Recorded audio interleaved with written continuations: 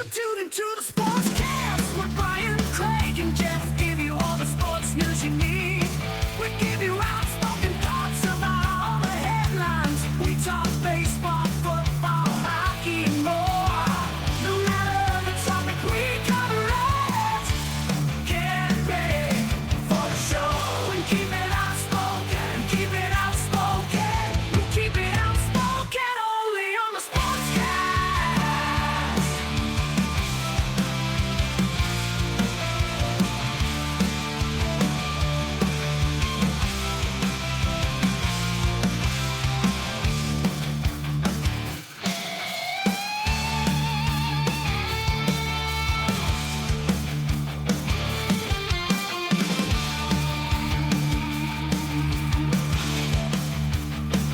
Tune into the SportsCast with Brian, Craig, and Jeff. Give you all the sports news you need.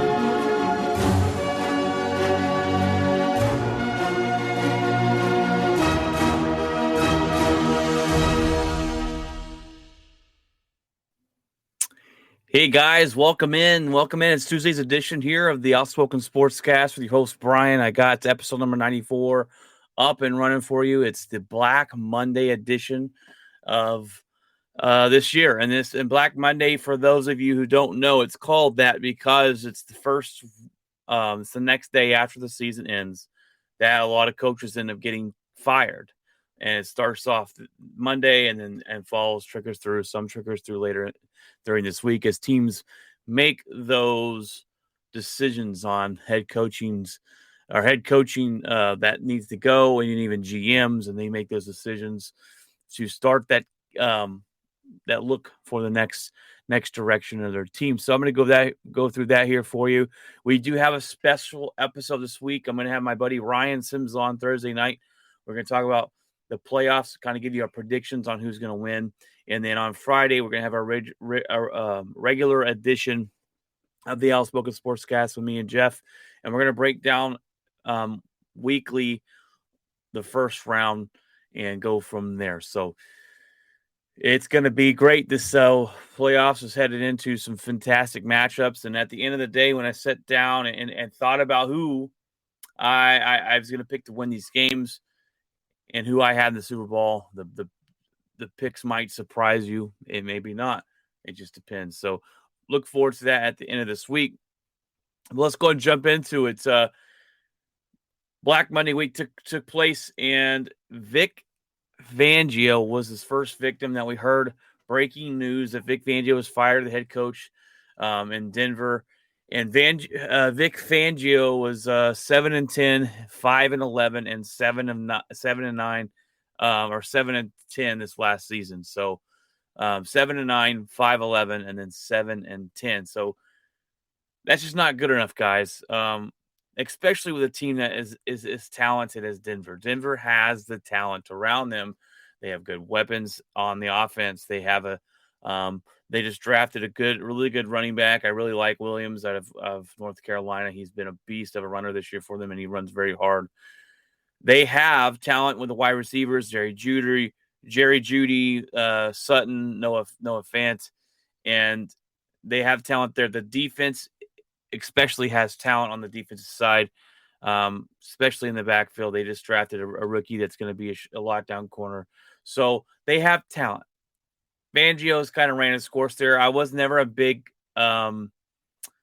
supporter of Fangio being a head coach. He's better as a defensive coordinator. And there's some of those coordinators that I don't think can cut it as a head coach. I think they're better at being the coordinator that they were defensively or offensively.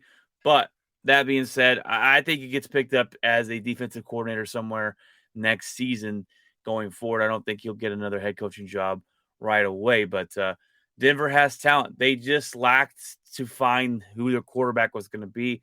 You can maybe blame that on the organization. You can blame that on the GM at during Fangio's time and not really finding him a quarterback. Drew Lock wasn't that guy. They went out and got other quarterbacks that didn't pan out, and they haven't had a quarterback pan out since Peyton Manning. So that's been the cold hard truth of the Denver Broncos, and it tells you it's very hard to find the quarterback that you need to be able to win, even with a talented football team. If your quarterback's not good enough, then you're not winning. And Teddy Bridgewater has always been a stopgap quarterback. When I was hired here, I said this is just a stopgap. So we'll see who the quarterback is going forward. Do they draft one in this draft? There's not supposed to be a lot of great talented quarterbacks coming out this year. So we'll see. We'll see. But I thought it was a good time to let Fangio go and kind of start over there. Not really rebuild, but start over and find a guy. I would like to see Brian Flores go there. We'll get into Brian Flores in a little bit and how shocked I was that they fired him. But for Denver, I want a young offensive coordinator to be their head coach. They need an offensive-minded head coach. But I think the best coach in the market right now is Brian Flores. He's more defensively driven.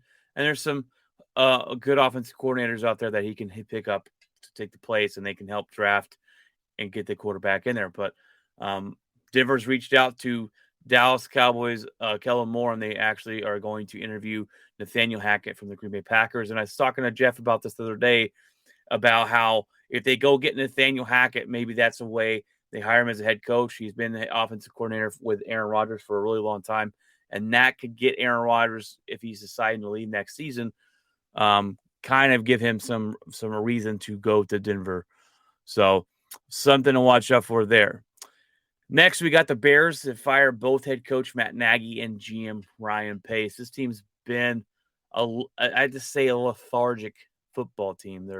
They were 8-8, went 8-8 again, and 6-11, and those are the records under Matt Nagy. And Matt Nagy didn't do anything special, in my opinion. He wasn't a specialist in play calling. Actually, in his time there, he's gone back and forth between play calling and not play calling and play calling again, and going back and forth and seeing what would work. And to me, you wouldn't be going back and forth if you were a good play caller. So that is on him. And Matt, and also my biggest dilemma, my biggest problem with the Chicago Bears is you took Mitchell Trubisky. Do I need to say any more? Now, I'm not going to kill you for the Mahomes miss, right? Everyone missed on Mahomes. If they knew Mahomes was going to be that good, he would have been the number one pick that year, right? But you did not even interview Deshaun Watson. Didn't even interview him. This guy won national championships. He was the guy you should have drafted. Instead, you take Mitchell Trubisky. That was a bust. And when you bust on a quarterback and you fail that miserably and you can't really get another one in, that's a big-time fail on your part. So I think it's time for Matt Nagy to move on. I don't know if he gets another head coaching job either.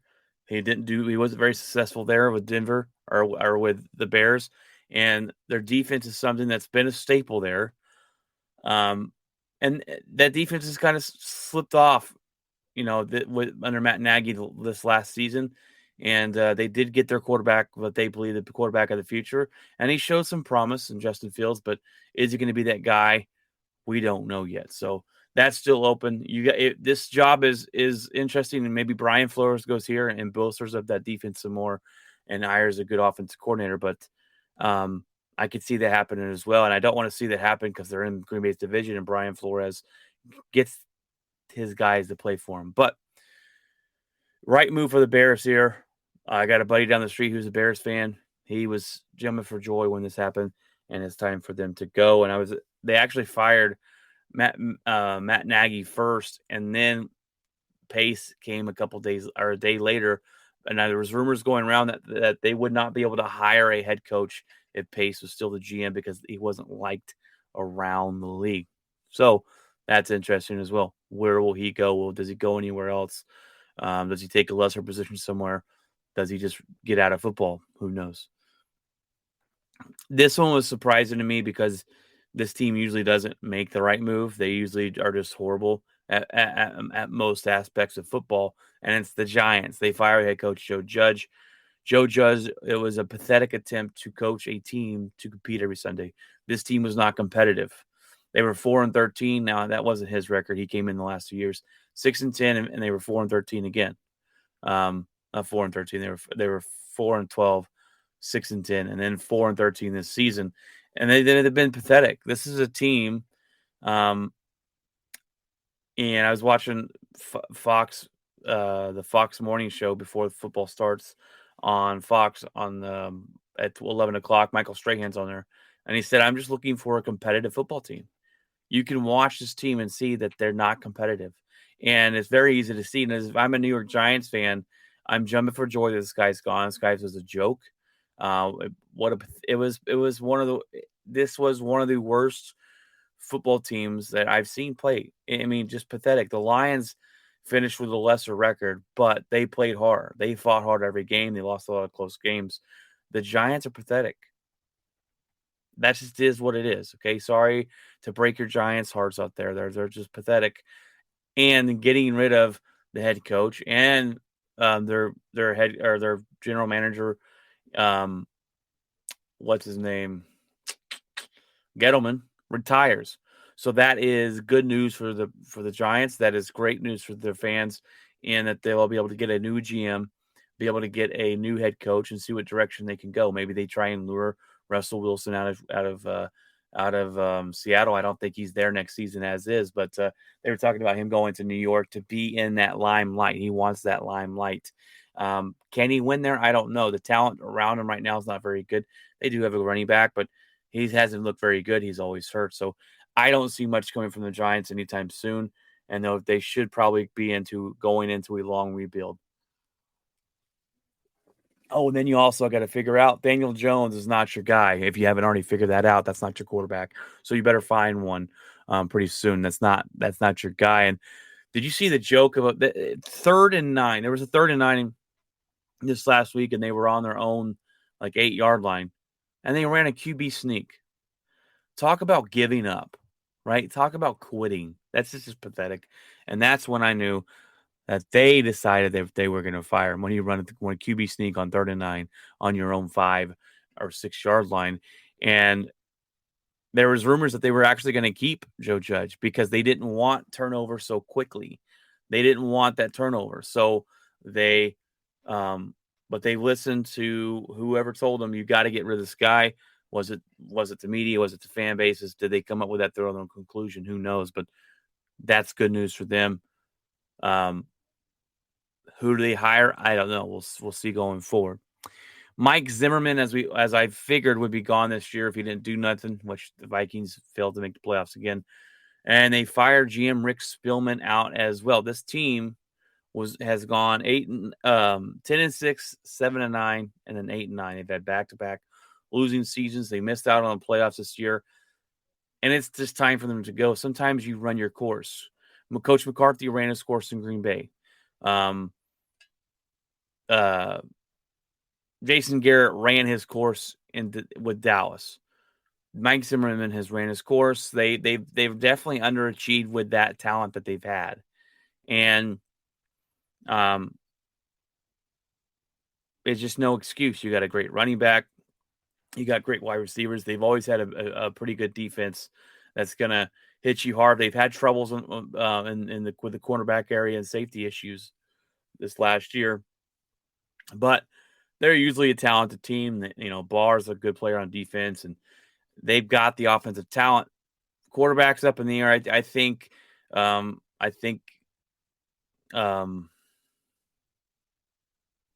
what's his name? Quarterback for the Minnesota Vikings. He is a bus driver. He is an average mid-pack quarterback. Not going to get anything great. Not going to totally just kill the game. Sometimes he might with a couple interceptions. If he plays big games at night, he fails. But that's not the guy either. You got to figure out if that's your guy. In Minnesota, Kirk Cousins is his name. I don't know. I'm thinking on that one. A little tired tonight, but that's his name. They got to figure out if that's the guy.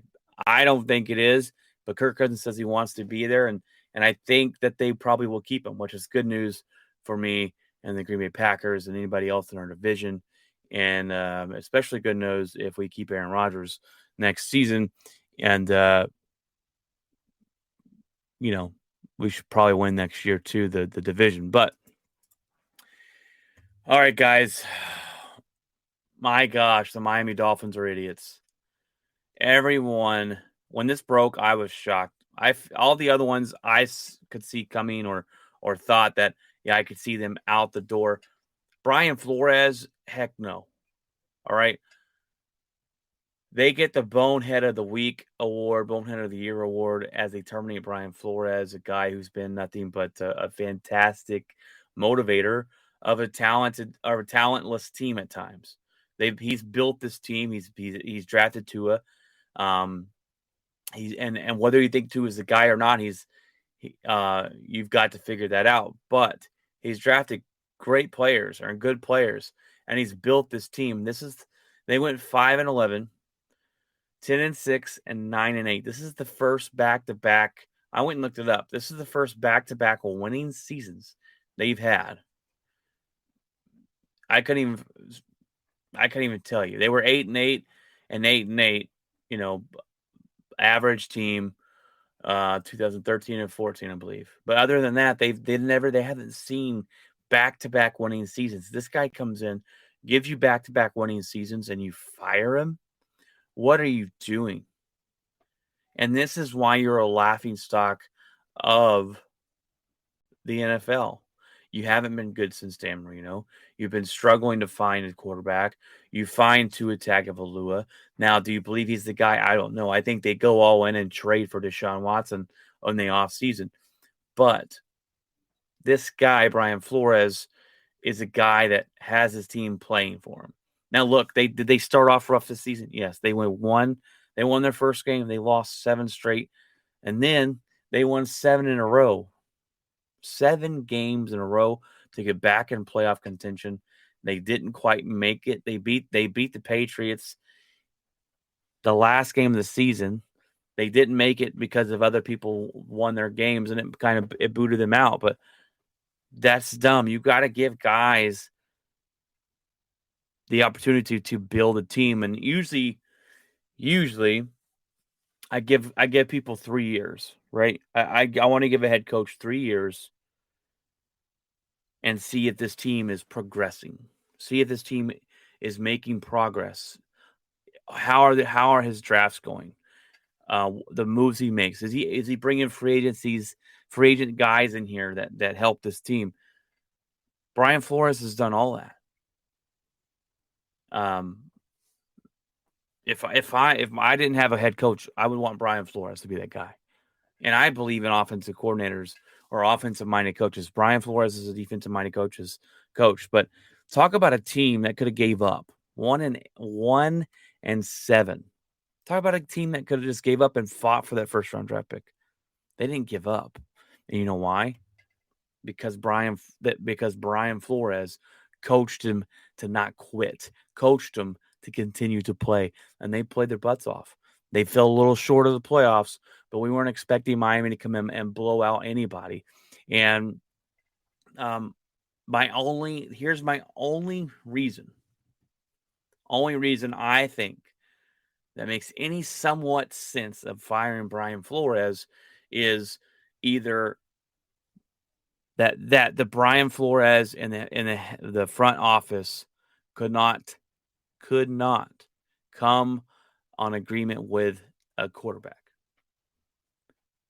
Whether it be Brian Flores wanted Tua, and the front office said no, or Brian Flores said, "Hey, Tua is not the guy. I would like to go get someone else," and the front office said, "No, we're going to keep him. He was a first round draft pick. We've got to see if he can make it." And that disagreement on a quarterback can go a long way, but I just don't understand it. That would be the only reason I could come up with to wrap my head around why you would fire a coach that has been that good for your organization. And I just do not understand it. If you guys can explain it to me and make sense to me, then do so. I want to hear from your Miami Dolphin fans out there on what you have to say. Did you like Brian Flores enough to want to keep him? Back to back winning season or back to back winning seasons, no losing record. And this is a division. Maybe they were feeling like they should have been more competitive in the division because Tom Brady's not there. The Patriots didn't figure they'd be this good. The Buffalo Bills are either a good team, but they really haven't taken that stride this year to kind of dominate the division like we thought. So maybe their Miami Dolphins expectations are set too high, and expectations set appropriately is a right way to do things. And I call it having a mirror in your house, right? I want to have a mirror where I can look into and see everything about myself. I want to be able to see my good traits. I want to see my bad traits. I want to see things that I can work on, things I can improve on, things that I'm doing great at. And you have to have that honest mirror and have those things in your house that you can look at and see to know how to make adjustments, how to adjust your expectations and things like that. And that mirror in Miami must be broken because they are not seeing clearly, in my opinion, with this move. Most people were shocked. I am blown away by it. I am just in disbelief. Will we see more head coaches go? I don't know. Maybe we will at the end of the playoffs. Maybe we won't. You know, it's all about progress and going forward. Now, I don't know where the landscape ends up with head coaching. That's always, you always have one of those surprise teams, the Miami Dolphins, that kind of shock you with a head coaching change that you don't expect. Other coaches, you do expect them to be gone. So it's a mixed bag, but we could see Eric Bieniemy get a job this year. I think someone should hire that guy, offensive coordinator from the Kansas City Chiefs, deserves a job somewhere. I would like to see him go to Denver. I would also like to see Kellen Moore go to Denver. Just I think unless they get Brian Flores, who I think is the best coach on the market right now, get a young OC and give him some the time of day and give him the opportunity to come in there and help run this offense and find a quarterback. And whether it be Aaron Rodgers, whether it be you draft one, but you find one, maybe you get Russell Wilson. I don't know. I don't know if Russell Wilson wants to go play in Denver. I don't believe he's in Seattle next season. And, I've gone back and forth on Aaron Rodgers next year about him staying in Green Bay. The conversation over the offseason, I was like, he's gone. The conversations he's had since then makes me think that he's going to stay in Green Bay. With him talking about relationships gotten better and stuff like that. But who knows? I think it's a 50-50 coin flip. Maybe he retires. I don't think, though, if he wins the MVP or if that he's going to retire. Maybe he rides off into the sunset with a Super Bowl victory. I mean, I'll take that as well. But that needs to be Green Bay's first thing they do of the offseason is lock down, trying to bring back Aaron Rodgers and go from there. But that's a little ways away. We're focusing on the playoffs. We got the first round bye coming up, and then we'll face the lesser seed. So this Thursday, guys, we have a special edition with Ryan, my buddy, on here. We're going to talk about our predictions. We're going to predict the playoffs. We're going to predict who's going to win the Super Bowl and get those in. And then on Friday night, me and Jeff are going to go through the playoff bracket of week 1. And then next week, we'll break down round 1. Next week, we'll break down round 2 and so forth from there. So the playoffs is going to be very interesting. Remember, there are games on Saturday and Sunday and Monday night. There are going to be games those days going forward. And I'm looking forward to watching as much football as I can. This is the great, perfect time of year to do that, especially if your team is in the playoffs. So, guys, that's all I got for you today. I broke down the Black Monday list of the NFL, and there was a lot. They were dropping like flies, which we expected to have a lot go. Some changes coming. We'll see where the coaching landscape goes and changes, but another thing, real quick before I let you go, is me and Jeff were discussing something, and I'm going to pop this out on TikTok as well. But if there's anything you guys want to talk about with us, if there's anything you guys, a topic you want us to talk about, a conversation you want us to have about sports or kind of anything else, not political. No, we don't get into political and all that, but sports or video games or whatever, just let me know.